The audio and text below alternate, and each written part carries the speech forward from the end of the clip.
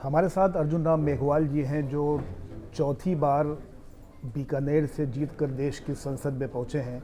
हम आपसे बात करेंगे कि क्या होंगी इस बार अगले 5 साल में आपकी प्राथमिकताएं। सर, सबसे पहले बहुत बहुत स्वागत आपका संसद टीवी में और मुबारकबाद आपको कि चौथी बार आप देश की संसद में पहुंचे। आपको भी धन्यवाद ये वार्ता करने के लिए, मोहम्मद फतेह टीपू जी। और सांसद टीवी में आप पहले भी मेरा इंटरव्यू ले चुके हो, अब धन्यवाद देता हूं। और अब शुरू करिए, क्या आप पूछना चाहते हैं? सर, सवाल ये है कि चूँकि लंबा आपको अनुभव रहा है और चूँकि आप सांसद चौथी बार आप बन करके जा रहे हैं, मंत्री भी आप रहे हैं, अगले 5 साल में अगर मैं बतौर सांसद आपसे जानना चाहूँ तो क्या प्राथमिकताएं आपकी होंगी? देखिए, सांसद जो होता है वो जनता का प्रतिनिधि होता है। तो जनता की जो डिमांड्स होती है,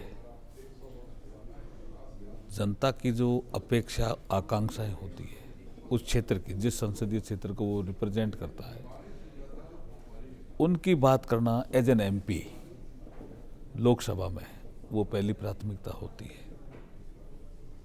और अगर कुछ जिम्मेदारी मिलती है तो फिर सरकार के रूप में क्षेत्र में हमने चुनाव के दौरान जो समस्याएं देखी या जनता ने कहा ये काम हमारे होने चाहिए, उनको हम प्रायोरिटी से मेंशन करेंगे, लिख के रखेंगे और उनका एक एक करके समाधान कराएंगे। यही हमारी प्राथमिकता है।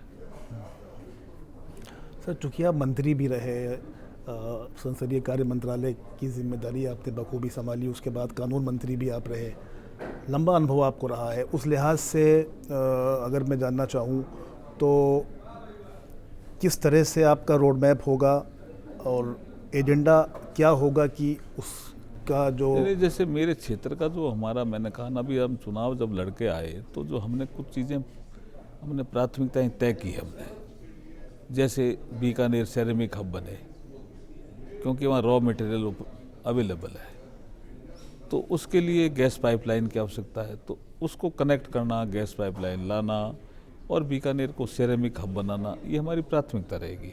उसके लिए जो भारत सरकार के जो संबंधित मंत्रालय हैं उनसे कोऑर्डिनेशन रखना, जिससे वो काम जल्दी हो जाए।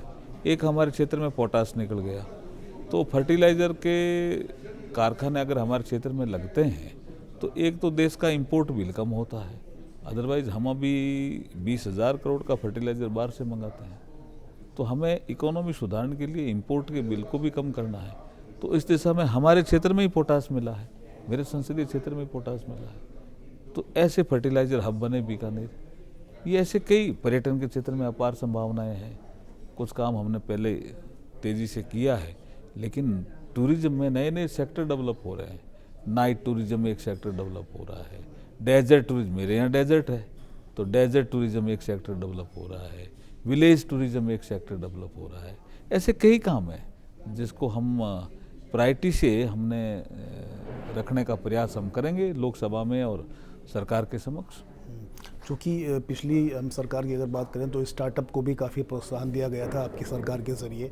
बीकानेर में जैसे आपने सेरेमिक की बात की, पर्यटन की बात की, पोटाश की बात की, बीकानेरी नमकीन भी काफ़ी प्रसिद्ध है, तो काफ़ी सारे जो युवा हैं वो स्टार्टअप के माध्यम से अपना रोज़गार को वो प्रोत्साहन दे रहे हैं। तो इस दिशा में क्या सोचना है आपका? देखिए, हमारे यहाँ जो आपने ठीक विषय रखा, नमकीन है, भुजिया है, पापड़ है, रसगुल्ला है, बड़ी है, केर सांगरी का अचार है, ये हमारे कोटेज इंडस्ट्री में आते हैं।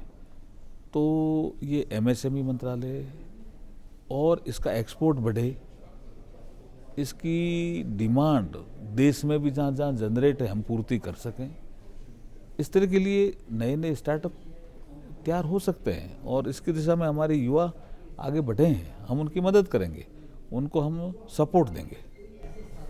बहुत बहुत शुक्रिया आपका सर, आपने समय दिया। थैंक यू, बहुत शुक्रिया सर आपका। Thank you.